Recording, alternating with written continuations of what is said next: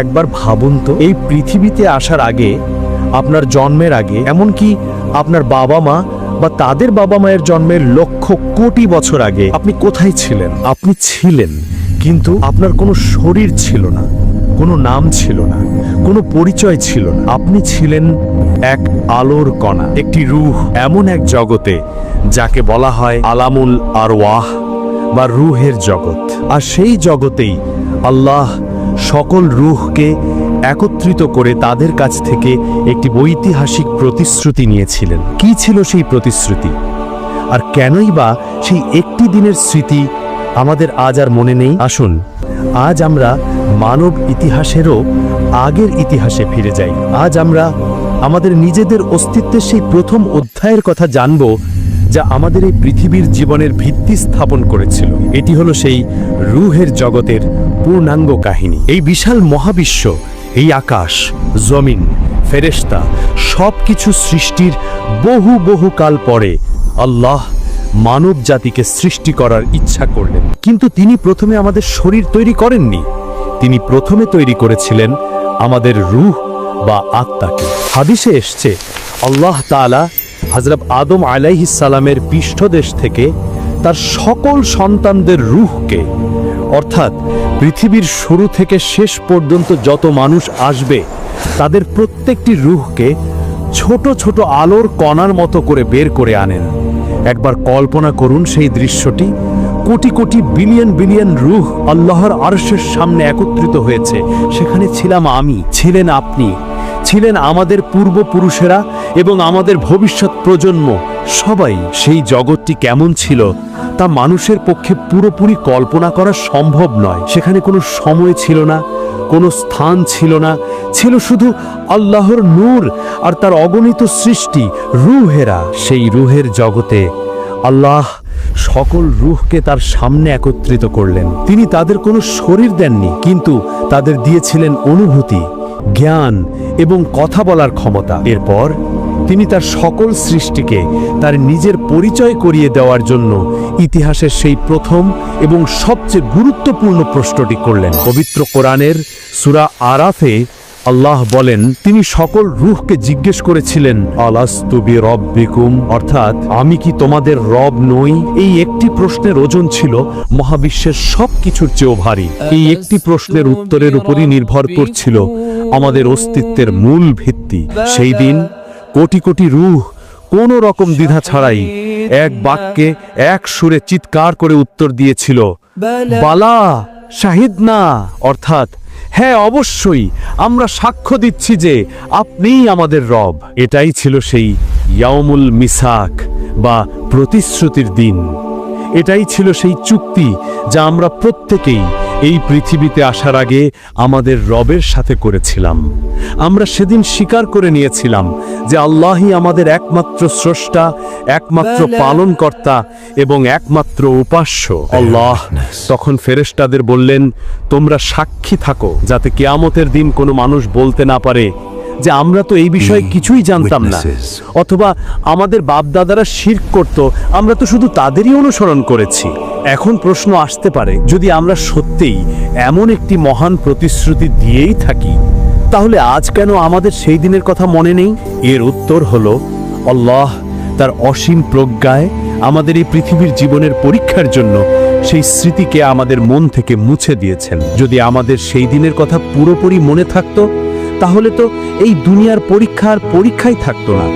সবাই তো খুব সহজেই আল্লাহর উপর ঈমান আনত। কিন্তু আল্লাহ চেয়েছেন যে আমরা তাকে না দেখেই শুধুমাত্র তার পাঠানো নিদর্শন এবং নবী রাসূলদের কথার উপর ভিত্তি করে সেই পুরনো প্রতিশ্রুতিকে আবার নতুন করে খুঁজে নেই। যদিও আমাদের স্মৃতিতে সেই দিনের কথা নেই, কিন্তু আমাদের অন্তরের গভীরে, আমাদের ফিতরাত বা স্বভাবের ভেতরে সেই প্রতিশ্রুতির একটি ছাপ রয়ে গেছে। এ কারণেই যখন আপনি কোনো বিশাল পাহাড় বা অনন্ত আকাশের দিকে তাকান, তখন আপনার মনে স্রষ্টার বিশালতার এক অনুভূতি জন্মায়।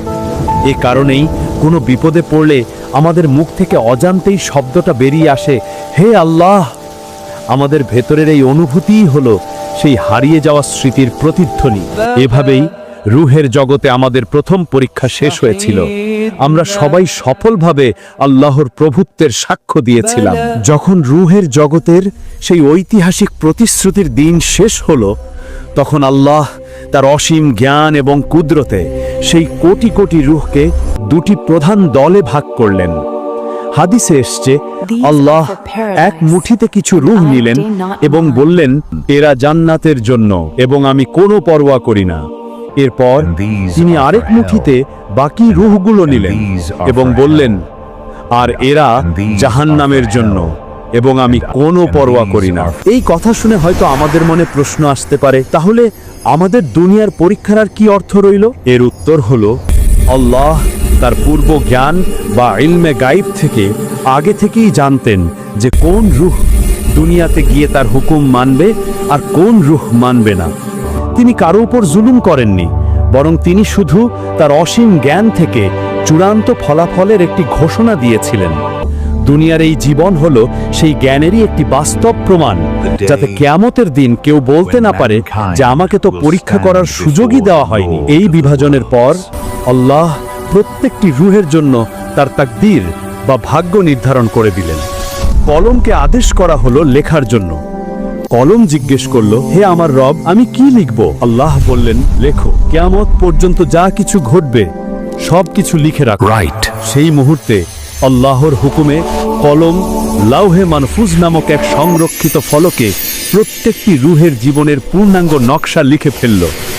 সেখানে লেখা হলো, আপনি কোন বাবা মায়ের ঘরে, কোন দেশে এবং কোন সময়ে জন্মগ্রহণ করবেন, আপনার গায়ের রং, আপনার চেহারা এবং আপনার শারীরিক গঠন কেমন হবে, আপনার জীবনে আপনি কতটুকু রিজিক বা সম্পদ লাভ করবেন, এক বিন্দু কমও না এক বিন্দু বেশিও না, আপনার জীবনে কি কি বিপদ আপদ বা সুখ শান্তি আসবে এবং আপনি কত বছর, কত মাস, কত দিন, এমনকি কত সেকেন্ড বেঁচে থাকবেন, আপনার মৃত্যুর সময় এবং স্থান পর্যন্ত সেখানে লিখে রাখা হলো। সব কিছু।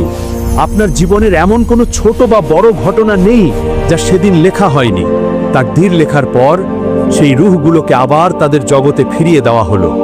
সেখানে তার আল্লাহর হুকুমে পৃথিবীতে আসার জন্য নিজ নিজ সময়ের অপেক্ষা থাকতে লাগলো। যখন পৃথিবীতে কোনো নারী গর্ভবতী হন, তখন আল্লাহর এক বিশেষ প্রক্রিয়া শুরু হয়। হাদিসে এসছে, 40 দিন পর্যন্ত শুক্রাণু মায়ের গর্ভে একটি নুতফা বা জমাট বিন্দু হিসেবে থাকে। পরবর্তী 40 দিনে তা আলাকা বা রক্তের পিণ্ডে পরিণত হয় এবং তার পরবর্তী 40 দিনে তা মুদগা বা একটি মাংসের পিণ্ডে রূপ নেয়।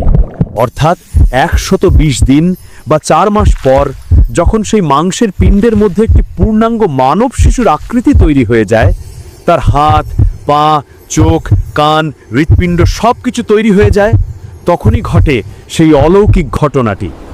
আল্লাহ তখন একজন ফেরেশতাকে 4টি জিনিস লিখে দেওয়ার জন্য পাঠান।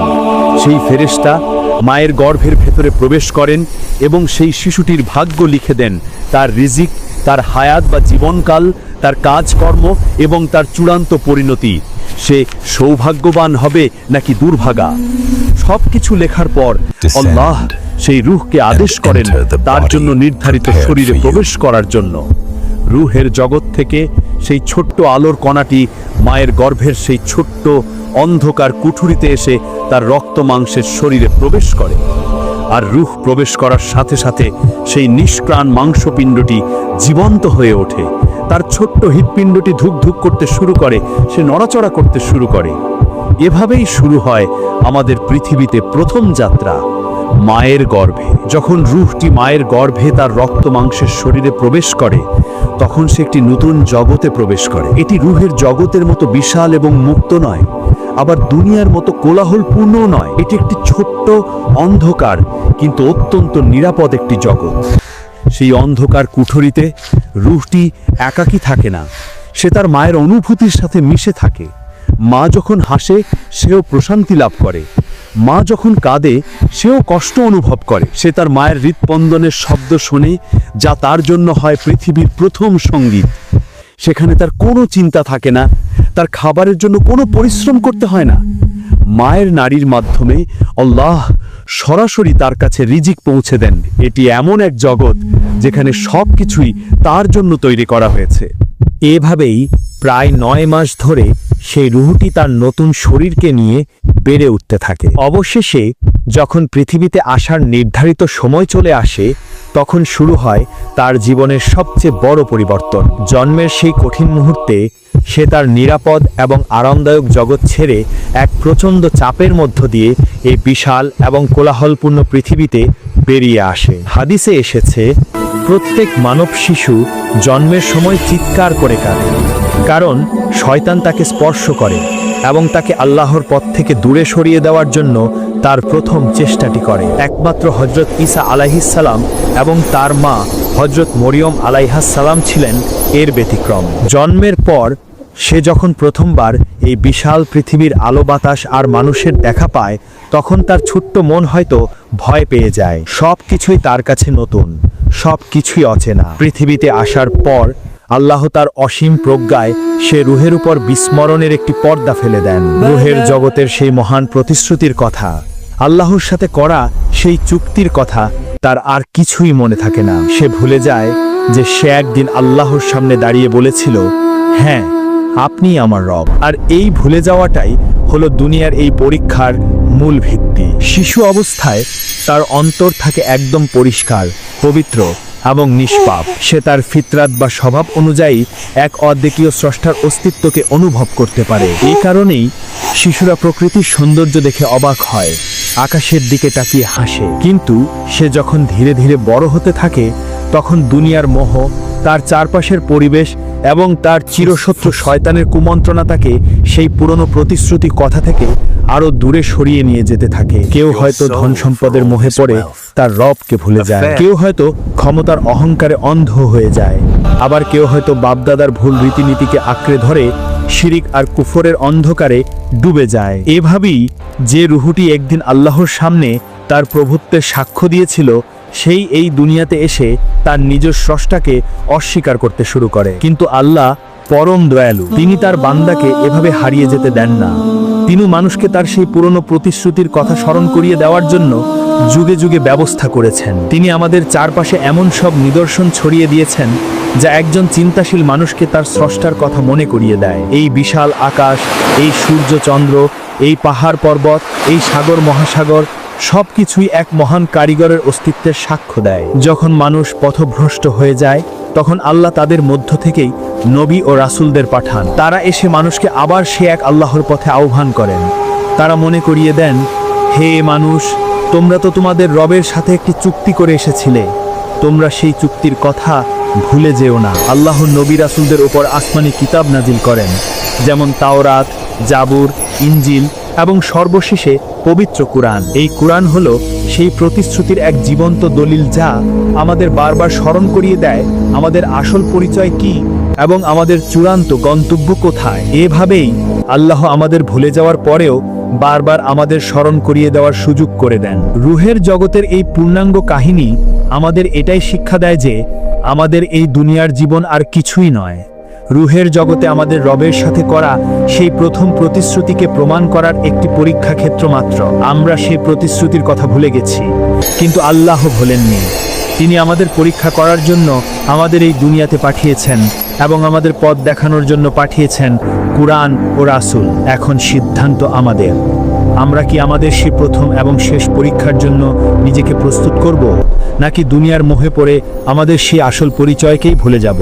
যদি রুহের এই অবিশ্বাস্য সফর এবং তার চূড়ান্ত পরিণতির কাহিনী আপনার হৃদয়কে স্পর্শ করে থাকে এবং আপনাকে আপনার জীবনের উদ্দেশ্য সম্পর্কে ভাবতে সাহায্য করে, তাহলে ভিডিওটিতে একটি লাইক দিন এবং আপনার প্রিয়জনদের সাথে শেয়ার করে এই গুরুত্বপূর্ণ জ্ঞানটি ছড়িয়ে দিন। আমাদের চ্যানেলটি সাবস্ক্রাইব করে ইসলামের এমন আরও গভীর এবং শিক্ষণীয় কাহিনী জানার জন্য আমাদের সাথেই থাকুন।